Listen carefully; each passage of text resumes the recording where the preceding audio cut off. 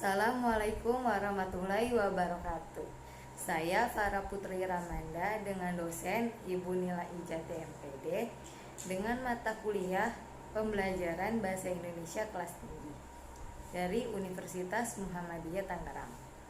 Di sini saya akan menunjukkan video pengajaran mengenai model pembelajaran membaca dengan strategi pembelajaran KWL, yaitu Know, What to Know, dan Learn, yang diisi dengan materi cerita, dongeng, fiksi, fabel.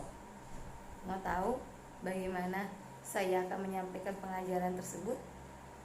Mari disimak video selanjutnya. Assalamualaikum warahmatullahi wabarakatuh. Waalaikumsalam warahmatullahi wabarakatuh. Selamat pagi anak-anak. Pagi juga, Bu. Masih semangat kalian untuk belajar? Masih, Bu. Semangat dong, Bu. Agar kita tambah semangat, yuk kita lakukan tepuk semangat. Ayo. Tepuk semangat. Semangat. Semangat. Anak-anak, hari ini kita akan belajar mengenai cerita fiksi dongeng fabel. Sebelum kita memulai materi, Ibu mau tanya nih, apa sih itu cerita fiksi dongeng fabel? Ada yang Saya, Bu. ya? Dongeng fabel itu dongeng yang tokohnya diperankan oleh binatang, Bu. Iya, betul sekali Dita. Baik, ada yang ingin menambahkan lagi mengenai cerita fiksi dongeng fabel itu apa? Saya, Bu, ingin menambahkan. Ini seperti apa? Tokohnya seperti diperankan binatang seperti manusia dan bisa bicara seperti manusia, Bu. Tepat sekali Arif. Hari ini kita akan langsung masuk memulai materi. Ibu akan menjelaskan mengenai cerita dongeng fiksi fabel itu seperti apa aja. Baik, sekarang Ibu akan menjelaskan lebih lengkap lagi mengenai cerita fiksi dongeng fabel. Fabel adalah cerita yang menceritakan kehidupan hewan yang berperilaku menyerupai manusia, seperti yang dijelaskan oleh Arif tadi, dan merupakan sebuah cerita fiksi yang maksudnya adalah cerita hayalan atau hanya sebuah imajinasi.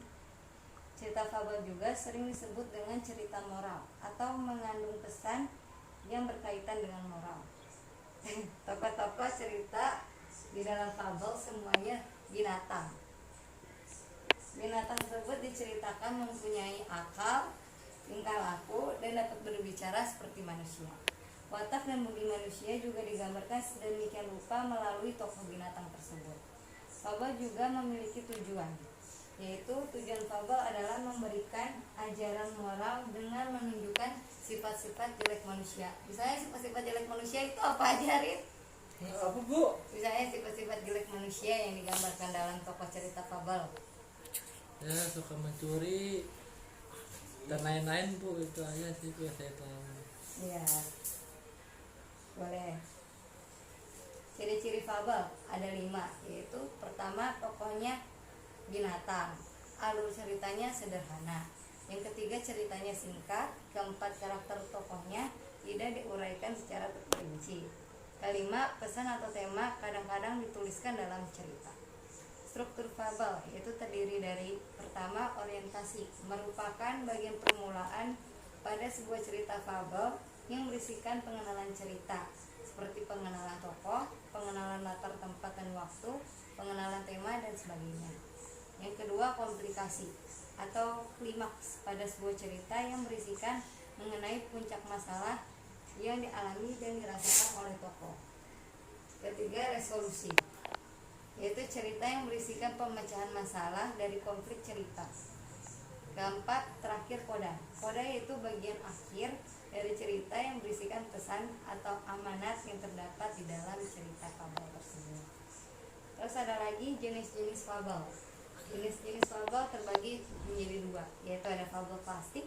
Fabel klasik itu merupakan cerita yang telah ada sejak zaman dahulu, tetapi tidak diketahui persis waktu munculnya, yang diwariskan secara temurun lewat sarana lisan.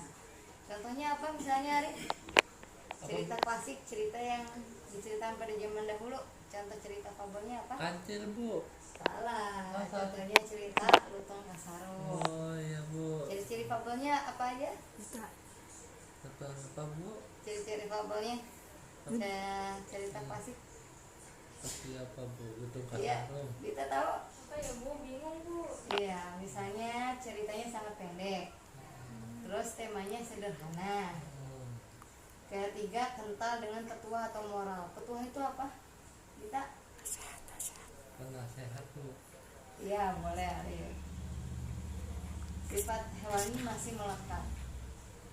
Yang kedua, fabel modern. Fabel modern merupakan cerita yang muncul dalam waktu relatif belum lama dan sengaja ditulis oleh pengarang.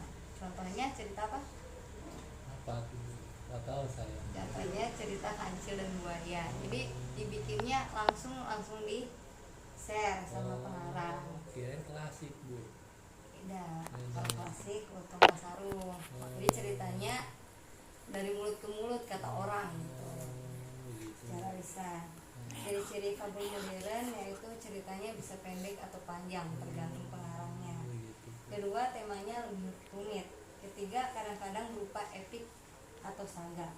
Keempat, karakter setiap tokohnya unik. Nah, itu penjelasan dari Ibu Guru. Ada yang ingin kalian tanyakan? Saya bu. Iya. Saya mau bertanya. Tadi di penjelasan ibu ada kata epik dan saga. Nah, epik dan saga itu apa ya bu?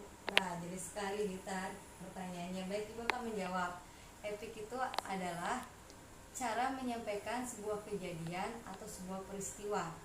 Dan saga yaitu cerita yang berdasarkan sebuah peristiwa sama seperti epik, tapi dikombinasikan dengan ada hayalan, unsur hayalan.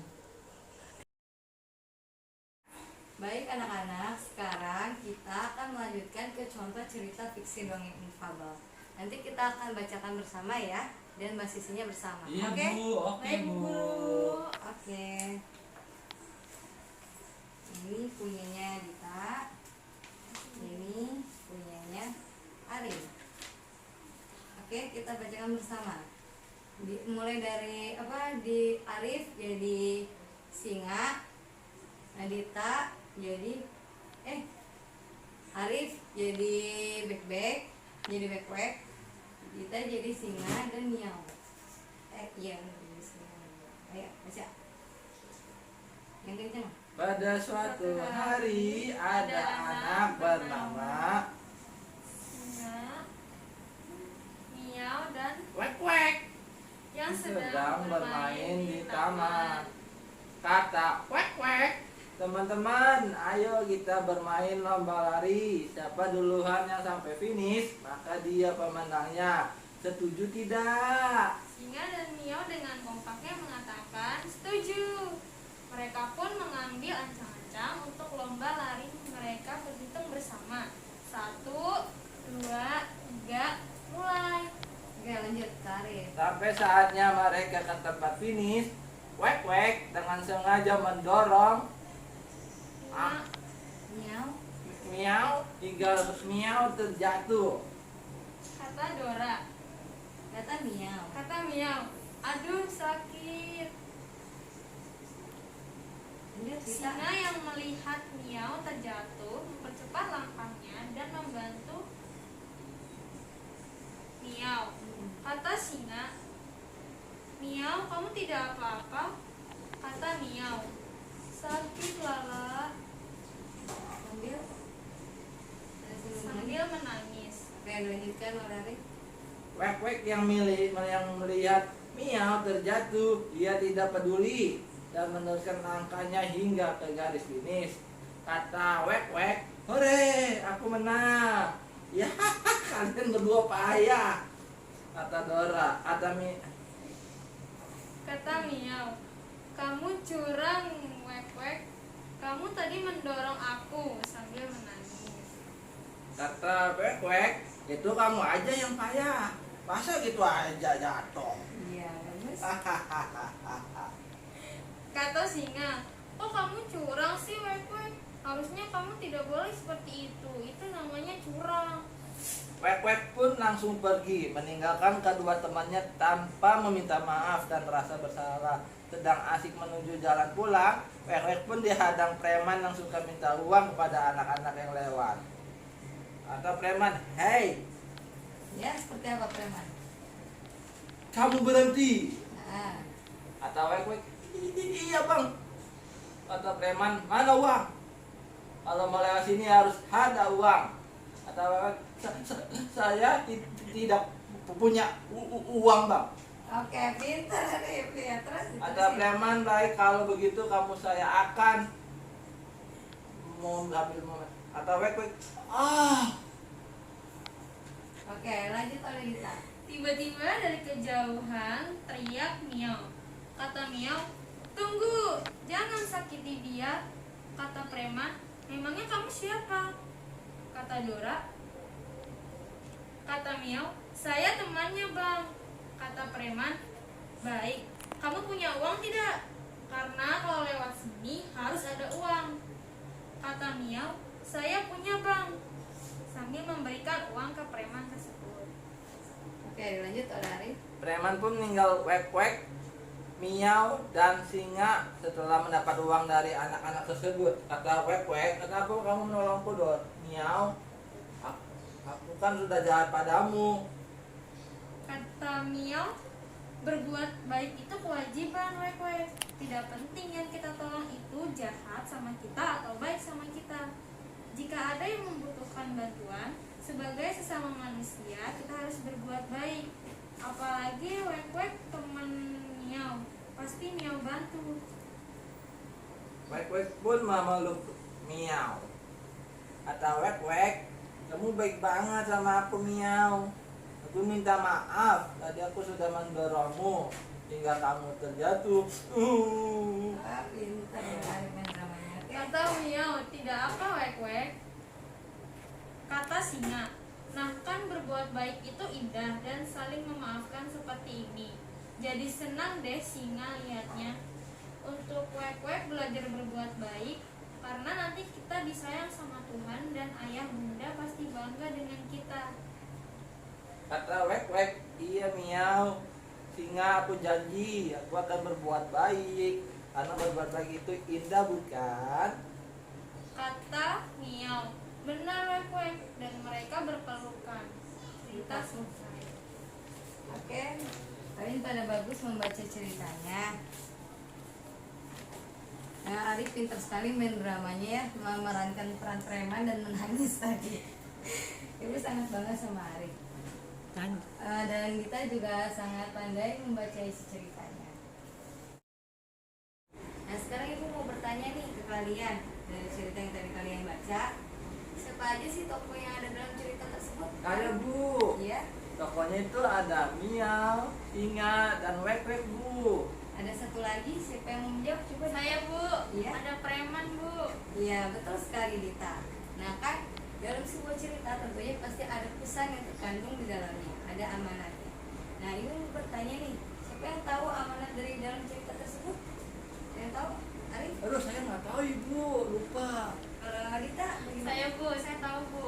Jadi dalam tolong menolong itu kita tidak boleh pilih-pilih bu, mau orang itu jahat ataupun tidak bu.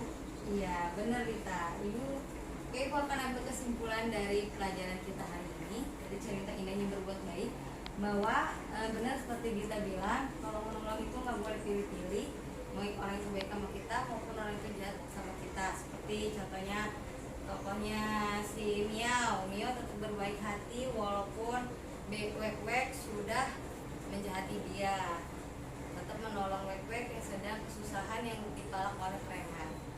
Nah, sampai sekian materi kita hari ini.